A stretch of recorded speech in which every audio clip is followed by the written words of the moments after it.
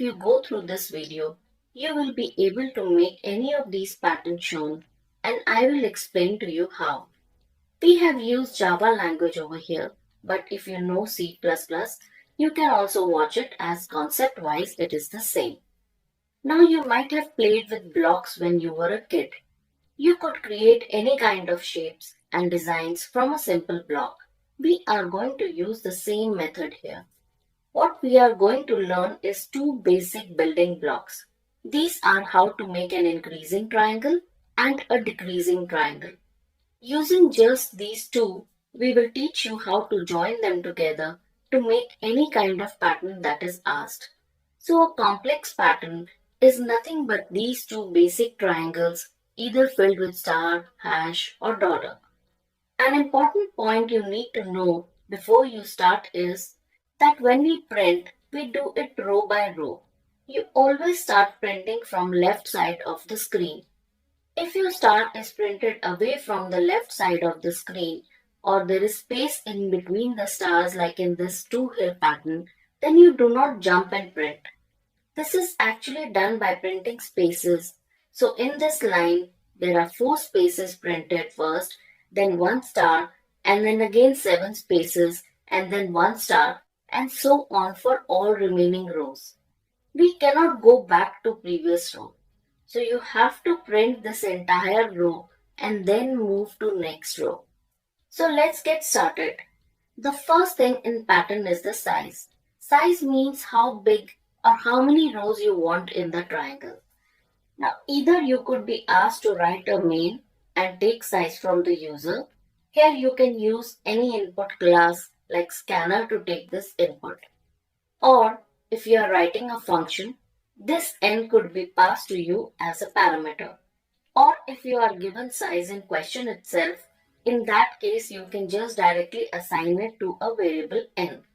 For our examples, we will consider that we have size in variable n which has value 5. Also in the remaining videos, we will just focus on the code to make the pattern. I will not write main every time, as I assume that you will know how to just put the code inside any main or function block and compile it. Second point is that the pattern programs require you to use loops. If you do not know basics of for loop, please first watch my video on iterations. Let's start with a simple square as an example first. Now if you are asked to print 1 star, you will write a print statement which will print a star for you. Now if you are asked to print n stars, what will you do? We will use a loop here. The loop will start from j is equal to 1 to j less than equal to n. This loop will run 5 times and print the star 5 times. Now for the loop to run 5 times, there are these 2 ways and you need to stick to only one method out of these. One is where you start from 1 and you run this loop till less than and equal to n. Other is you start from 0 then run till less than n. Both will run 5 times. If we start from 0, it will run the loop 0, 1, 2, 3, 4 times, which means it runs 5 times. And if you start from 1, then j will take values 1, 2, 3, 4, 5, which also runs 5 times.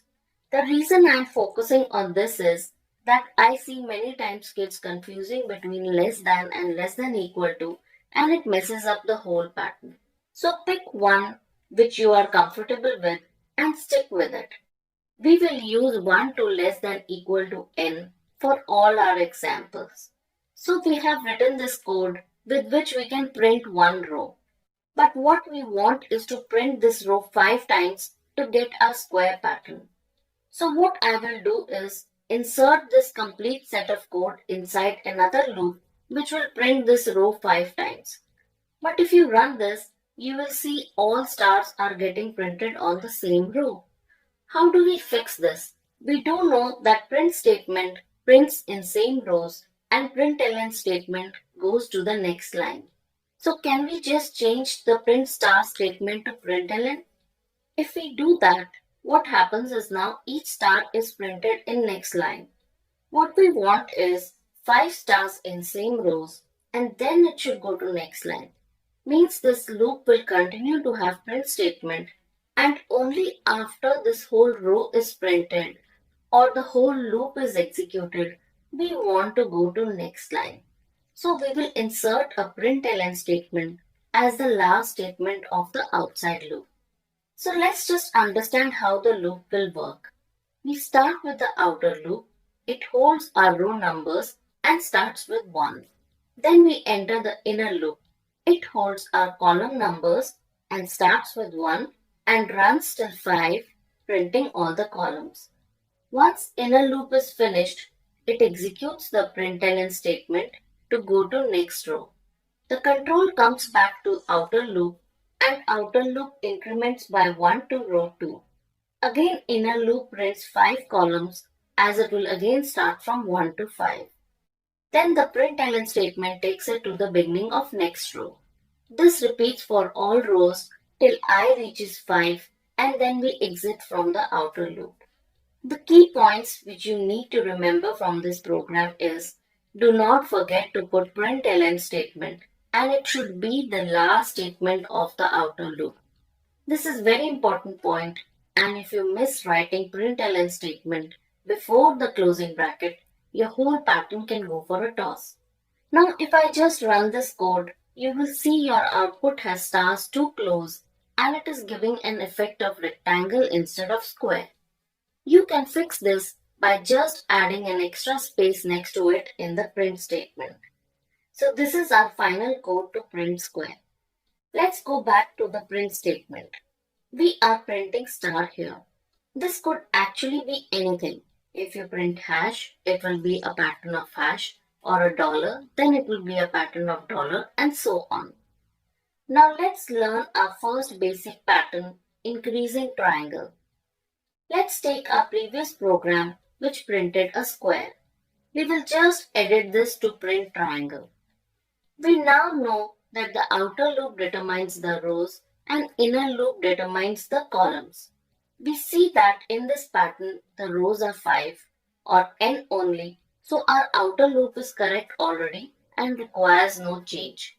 It is already printing n rows from 1 to n.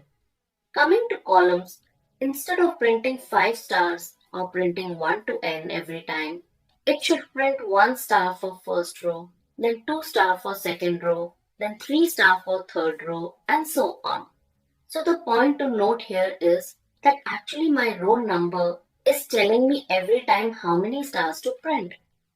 Row number is stored in variable I, which is starting from 1 and incrementing to 2, 3, 4 till all rows are printed. So what we will just change here is set the inner loop to run from 1 to I. This will ensure inner loop runs for only 1 time in the first row, 2 times in the second row, then 3, then 4 till n. This completes our program for increasing triangle.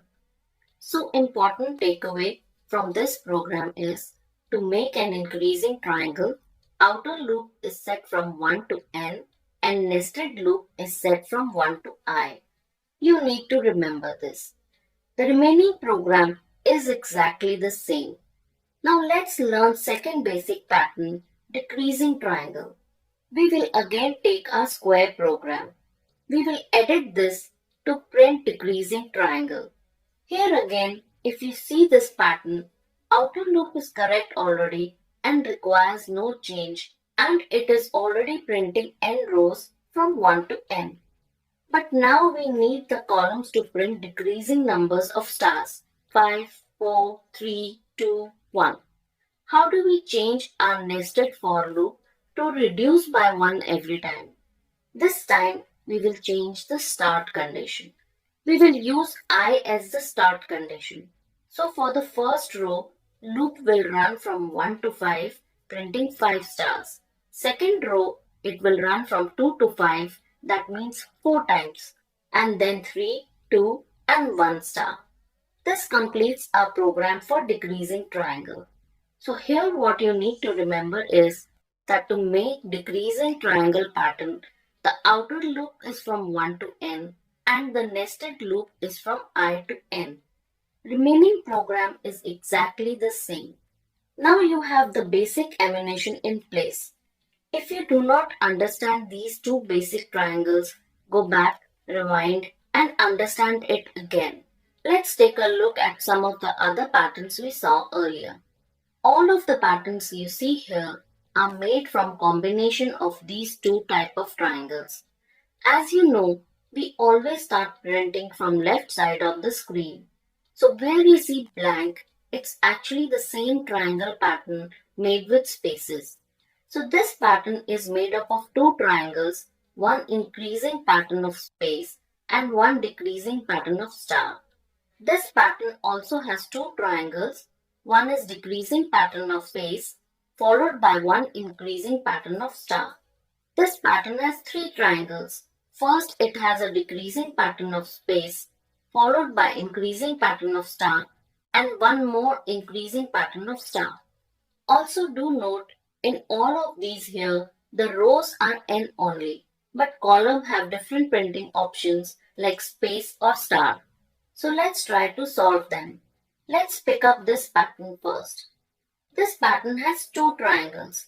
First is a decreasing triangle printing spaces and second is increasing triangle printing stars. Do note that on same rows we have to now print space as well as star. Let's write the program for it. Since our number of rows are same as that of square pattern, we will first copy the outer loop from our previous program and it runs from 1 to 5. Do note our println line, which takes us to the new row every time, sticks to the end of the outer loop and you should not forget it or link it with any of the inside loop. We next recall our code for nested loop of decreasing triangle and we will write our nested for loop for decreasing triangle from I to n. Here the print statement will print spaces only. Now the next triangle is increasing triangle pattern printing stars in the same row. So we will just add another nested for loop for increasing triangle pattern. This loop, as we know, will run from 1 to I. This will print star. Let's take a look at how this will work for the first row when I is equal to 1. First, the upper nested loop will execute and print 5 spaces.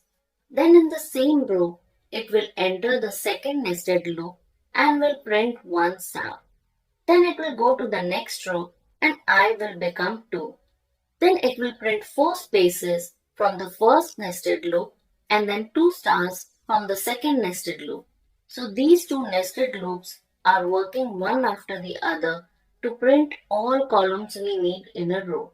This will go on till the entire pattern is printed. Now this is the program for this pattern. You need to remember two important points here. 1. Println statement is linked to rows or outer loop. We do not repeat it with every inner loop. Second, if you are printing a star with one space in the end, that means 2 characters in your print statement, then your spaces also has to be always 2. So basically the number of characters which we are going to use in our print statement have to be the same. Otherwise you will see a distorted image. This is an important point and you should always remember to print same number of characters. What if the pattern was like this? It is an increasing triangle of space and then decreasing triangle of star. Since our number of rows are same as that of square pattern, we will first copy the same outer loop from our previous program and it runs from 1 to 5. Since first loop is increasing triangle, we will write our nested for loop for increasing triangle from 1 to I. Here the print statement will print space only. Now the next triangle is decreasing triangle. So we will just add another nested loop for decreasing triangle pattern which will run from I to n. This will print star. This is the final code for this pattern. Now what if pattern was like this? A hill pattern. This pattern has one decreasing triangle of space, then 2 increasing triangle of star. Now we already have written code for first 2 triangles of this pattern. Here the third triangle is also an increasing triangle pattern. So we will write one more for loop inside the same outer loop. Now there is a small catch here which you need to remember. Let's run this and see. Here when you see the output, you see it does not have a peak. Why? Because our loop knows how to make 5 columns each. In such patterns, actually there is one less column printed. So to make this nested loop run one less, we will just change the for condition of first increasing triangle from less than equal to less than. This will make this loop run one less time, so as good as printing one less column. This is our final code for this pattern. Now what if it was a reverse mountain pattern? Here there is one increasing triangle and two decreasing triangle. Now we already have written code for first two triangles of this pattern. Like in previous question, we will just add a third nested loop for increasing triangle. And to make sure we have our value correct, we will have nested loop print one less column. This is our code for reverse mountain pattern. Let's look at pattern which doubles up on rows as well now. Let's take this diamond pattern. This has double the number of rows. So what are we going to do? Here you have to print a pattern below another pattern. We already have a code to make the hill pattern and for inverted hill pattern too. Here note that the rows are double, so what we need to do is just place two code one below the other along with the outer loop. So you run one outer loop along with its nested loop for rows of upper set of triangles and run another outer loop along with its nested loop for rows of lower set of triangles. Let's run this to see if by just doing this we get the desired pattern. This is close, but this too has one issue, that it does not have pointed edges. Looking closely, we see actually our rows too don't totally double up. There is one less row printed to give us a pointed edge. The solution is similar to what we did for columns. We need to print one less row. How do we do that? We just reduce the condition of outer for loop to print one less row, effectively deleting the last row. So we will just change our outer for loop condition to less than instead of less than equal to. This is our required program for printing a diamond. You can now try any different patterns like these shown using the same logic. Break it into increasing and decreasing triangles and then just bundle up the code. Hope you have understood how to solve the pattern programs.